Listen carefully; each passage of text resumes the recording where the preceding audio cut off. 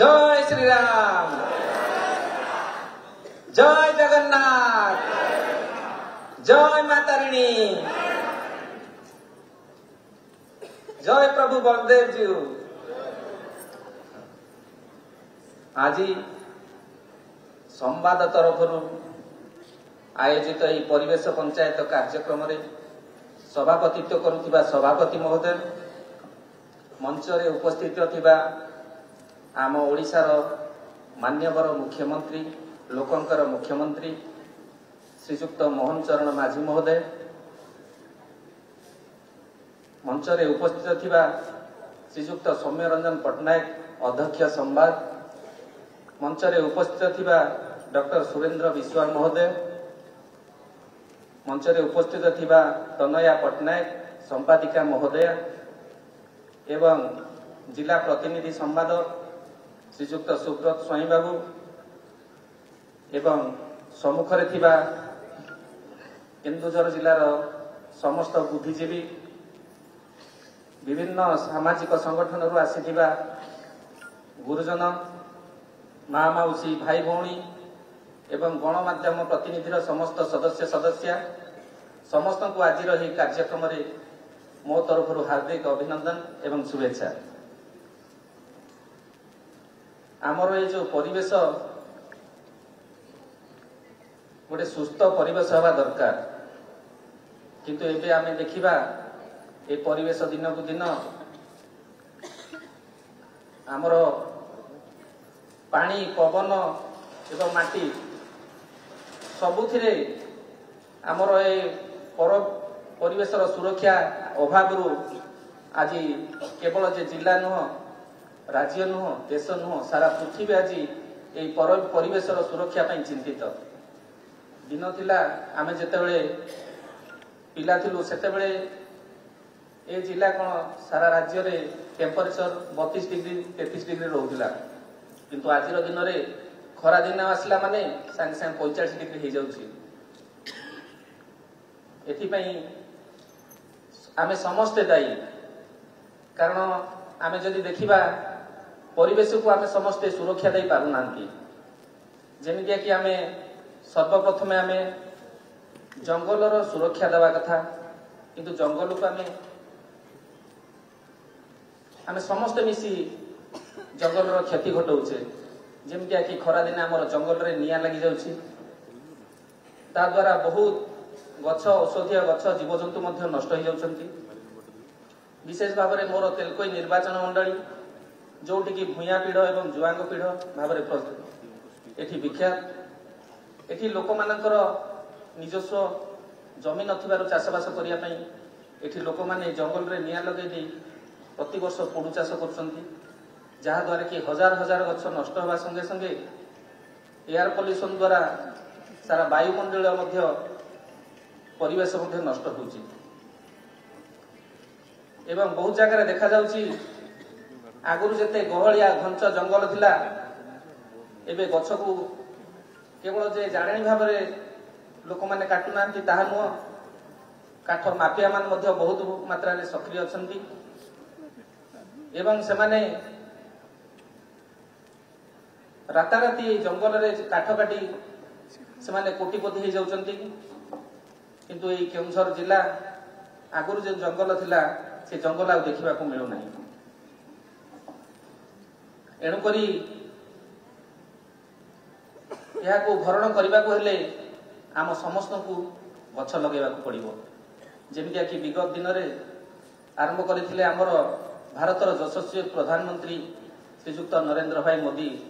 गोटे गछ माँ जो दिन यार प्रथम शुभारंभ है सारा भारत रे ओडिशा 1 नंबर राज्य थिला एवं से प्रयास आज मध्य जारी रही एवं वर्तमान आम राज्य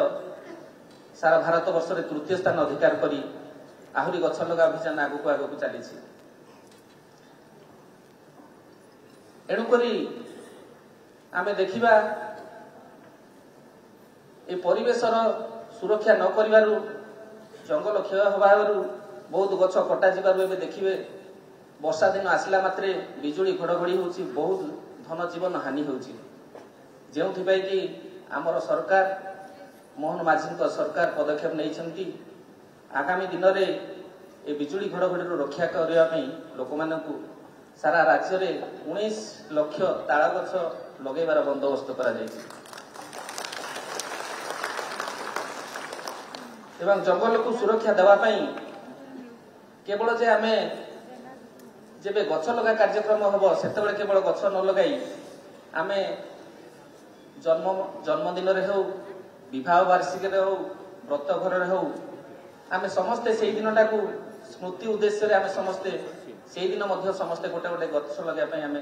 ସମସ୍ତେ ଚେଷ୍ଟା କରିବା ଏବଂ ବିବାହ ବାର୍ଷିକୀରେ ଆମେ ଯେଉଁ ଗିଫ୍ଟ ଦଉଛେ ନାଲିଆ ନେଳି ଜରି ଗୁରେଇକିରି ତାହା ନ ଦେଇ ଆମେ ଯଦି ସମସ୍ତେ ଗୋଟେ ଗୋଟେ ଗଛ ତାଙ୍କୁ ଉପହାର ଦେବା ମୁଁ ଭାବୁଛି ବହୁତ ଭଲ ହେବ ଏବଂ ମାଟିର ଯେଉଁ କ୍ଷୟ ହେଉଛି ମୃତ୍ତିକା ସଂରକ୍ଷଣ ଏଥିପାଇଁ ଆମ ସରକାର ଆଗାମୀ ଦିନରେ ବହୁତ ଜାଗାରେ ସବୁ ଆଡ଼ିବନ୍ଧ କରିବାର ସବୁ ଯୋଜନା ହାତକୁ ନେଇଛନ୍ତି ଏବଂ ଉପକୂଳବର୍ତ୍ତୀ ଅଞ୍ଚଳରେ ଏ ଗଛର କ୍ଷୟକ୍ଷତି ପାଇଁ ବହୁତ ମାତ୍ରାରେ ଆମର ଯେତେବେଳେ ସୁନାମି ଟାଇପ୍ର କିଛି ଦୁର୍ବିପାକ ଆସୁଛି ସେଥିରୁ ଲୋକଙ୍କୁ ବଞ୍ଚାଇବା ପାଇଁ ଆମର ଉପକୂଳ ଅଞ୍ଚଳରେ ଆମ ସରକାର ହେନ୍ତାଳ ବଣ କରିବାର ସେସବୁ ଯୋଜନା ମଧ୍ୟ ହାତକୁ ନେଇଛନ୍ତି ଏବଂ ଆମେ ଯଦି ଦେଖିବା ଏୟାର ପଲ୍ୟୁସନ ଆମ ଜିଲ୍ଲା ଗୋଟେ ଖଣିବହୁଳ ଅଞ୍ଚଳ ଏଠି ବହୁତ ଫ୍ୟାକ୍ଟ୍ରିରେ ବହୁତ ପ୍ଲାଣ୍ଟରେ ଯେଉଁ ଡିଟେକ୍ଟ କରିବା କଥା ପଲ୍ୟୁସନର ମାତ୍ରା କେତେ ଅଛି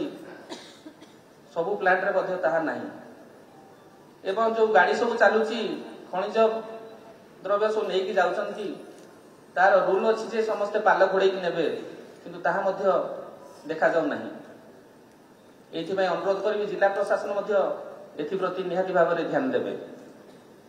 ଏବଂ ଆଗାମୀ ଦିନରେ ଆମର ସରକାର କେବଳ ଯେ ଆମ ଓଡ଼ିଶାରେ ନୁହଁ ସାରା ଦେଶରେ ଇଲେକ୍ଟ୍ରିକ୍ ଭେହିକିଲ୍ ବହୁଳ ମାତ୍ରାରେ ଚଲାଇବାର ସବୁ ଯୋଜନା ହାତକୁ ନେଇଛନ୍ତି ଏବେ ମଧ୍ୟ ଆମ এই ଟାଉନରେ ଦେଖିଥିବେ ଇଲେକ୍ଟ୍ରିକ୍ ସ୍କୁଟି ମଧ୍ୟ ଚାରିଆଡ଼େ ଇଲେକ୍ଟ୍ରିକ୍ ଗାଡ଼ି ମଧ୍ୟ ଚାରିଆଡ଼େ ଗଡ଼ିଲାଣି ଏବଂ ମା ମାନଙ୍କୁ କେବଳ ଯେ ଆଖିର ଧୂଆଁ ବାଜି ଆଖିରୁ ଲୁହ ଝରିବା ନୁହଁ ବହୁତ ଶ୍ୱାସଜନିତ ରୋଗରୁ ମୁକ୍ତି ଲାଭ କରିବା ପାଇଁ ଆମ ସରକାର ଉଜ୍ଜ୍ୱଳା ଯୋଜନା ମାଧ୍ୟମରେ ସମସ୍ତ ଗୃହିଣୀକୁ